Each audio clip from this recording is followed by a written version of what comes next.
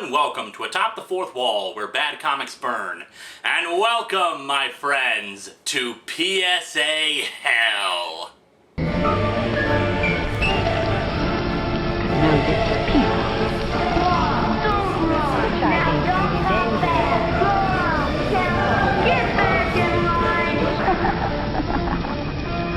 PSA Hell is where we look at the worst comics designed to educate, inform, or color our opinions. And of course, one of the tools used to do such a thing is the celebrity cameo. After all, celebrities, be they sports stars or actors or the like, are supposed to be the people we look up to and admire, in theory anyway, so it makes sense to have them telling kids that drugs are bad or to stay in school. It's important to get the right people to do these things too, or else the message might come across wrong or get garbled a bit. If you believe in yourself, drink your school, stay in drugs, and don't do milk. It's even better when it's a cartoon character, since, let's face it, you show a kid the Teenage Mutant Ninja Turtles and they'll be more inclined to listen to them than, say, George Bush. Of course, it's easy to produce a PSA that's about how drugs are bad or something. It's an entirely different matter to have to deal with a PSA that's on a boring subject like self-esteem and confidence issues. And I'm not talking about issues like actual depression or anything. I mean stuff where kids are just being whiny. And thus we have today's subject, so let's dig into Nolan Ryan in The Winning Pitch. I actually don't know if that's the title or not, but I'll get into that after the theme song. Welcome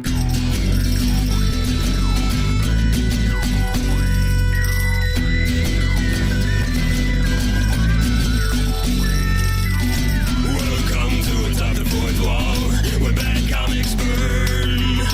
Linkara's gonna teach you all a lesson you won't learn. Brodsky, you're not the smartest. Life out, you're not an artist. Anyone who's had a bad comic published, it could be your turn. Linkara, he's a man punch, wears a birdie hat. Linkara, he has a magic gun. Where'd he purchase that? Linkara, coins, robots, Amazon and trucks. Linkara, this comic sucks. Linkara.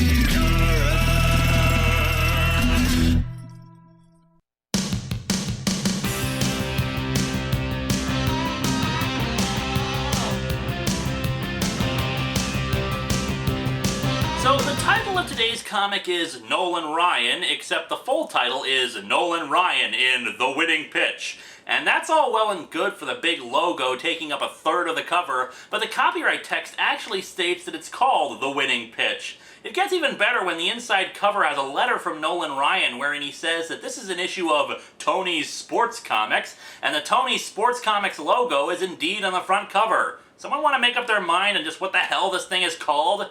And yeah, that isn't really all that important in the grand scheme of things, but when the words Nolan Ryan take up that much space on the cover, I like to hope that the people who made this thing actually know what they're doing.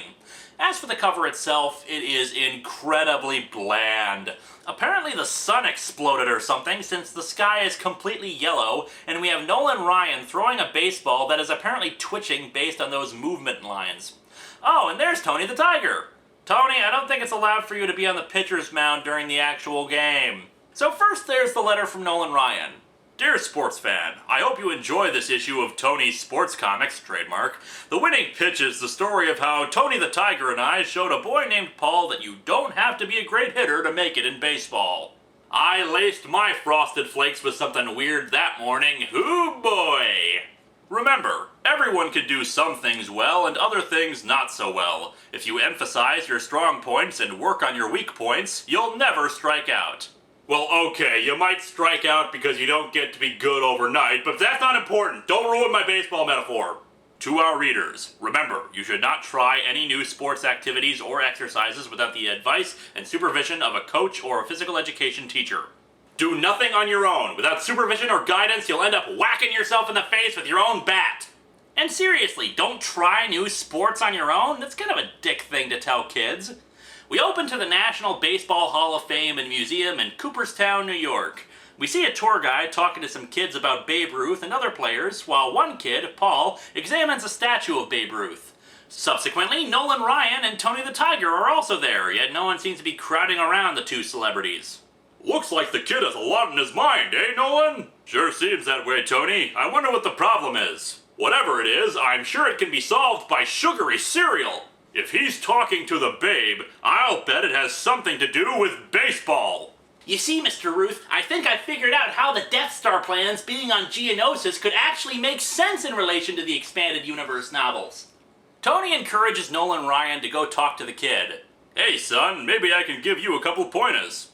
You're Nolan Ryan! Right, now why the long face?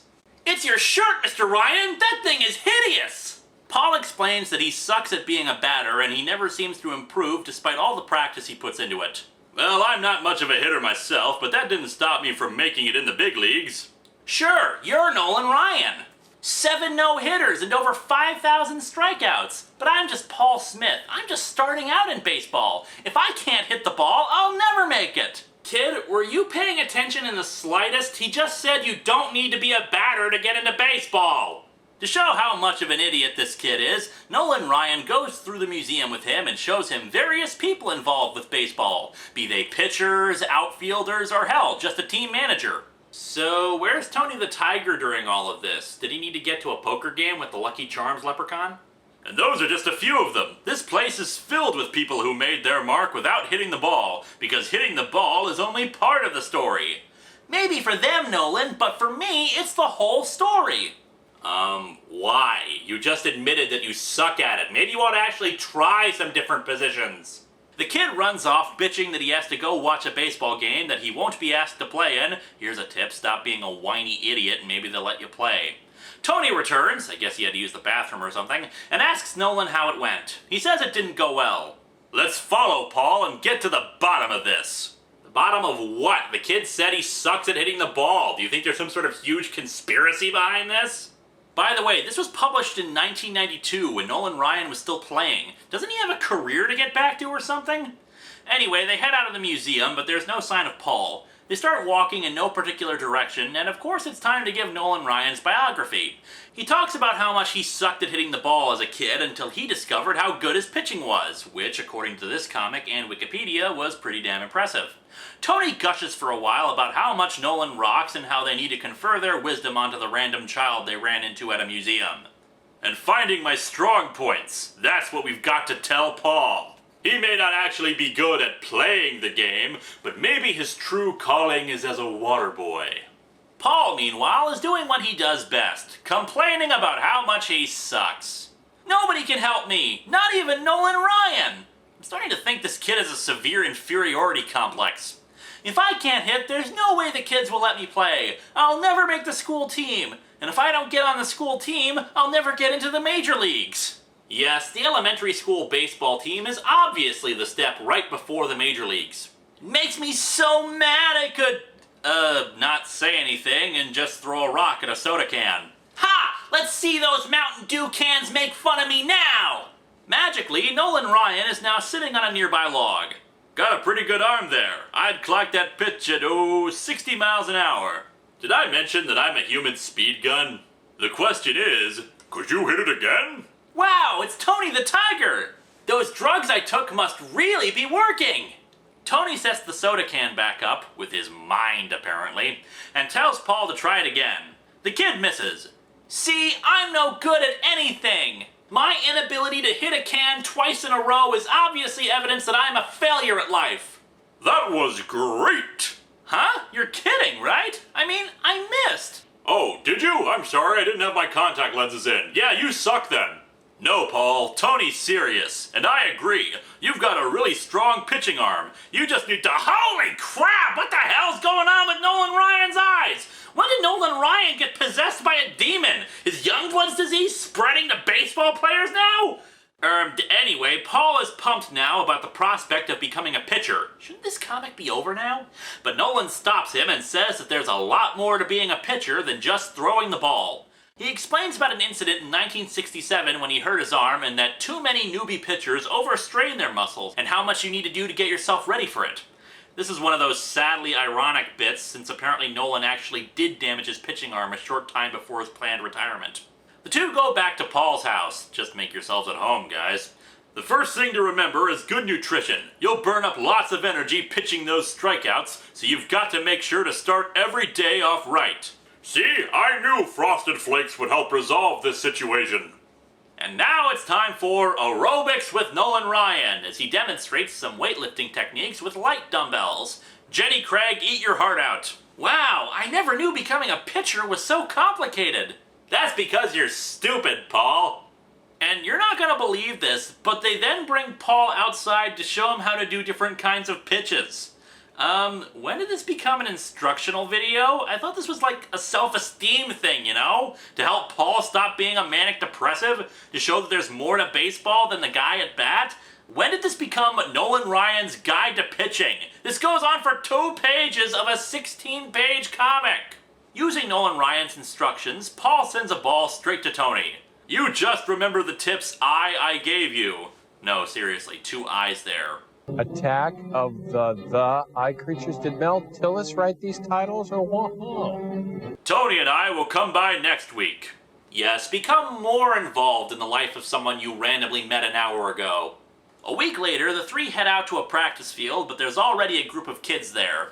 The kids ask Tony and Nolan to play, but they say they'd prefer to simply coach, but that Paul can play. Paul, he's got the lowest batting average in town! Do the kids always keep the records of the batting averages of all the people around them? For that matter, why is everyone obsessed with being a batter? Why is this a town of idiots? So naturally, Paul is placed in right field until the pitcher is called away to dinner. Where did that come from? None of the background shots indicate any houses. No one believes that Paul can do any good, but they let him anyway, thanks to the wisdom of Nolan. Nolan gives some more pitching advice and the psychology of it. Focus on the catcher. Create a tunnel in your mind. A direct link between your hand and the catcher's mitt. Paul manages to strike out the batter and everybody celebrates, lifting him into the air. I think the people of this town put an overemphasis on baseball that gets transferred to their kids. They mock him for his inability to bat, he attaches his self-worth to the game, and they lift him up into the air like a hero just for striking out one guy. And so our comic ends with an epilogue 6 months later, where Tony shows Nolan a newspaper headline about Paul leading their school baseball team to victory. Nolan decides to grab his mitt and runs off to practice even harder, or else Paul will surpass him. It's funny because, yeah, it isn't that funny at all, really. This comic sucks. It has no idea what it's trying to say. Is it an instruction manual for pitchers, or is it about self-esteem in sports? If it's for pitchers, why even bother with the story? If it's for self-esteem, well, credits for subtlety, but none for the kid being a moron. And why was Tony the Tiger even here?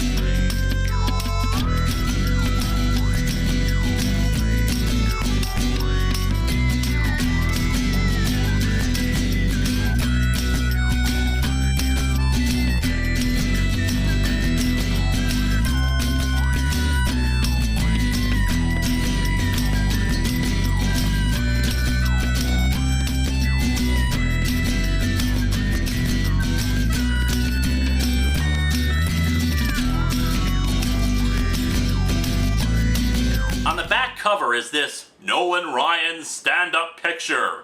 Who exactly cuts up their comic books just for a drawing of Nolan Ryan and stats that will be out of date in a year?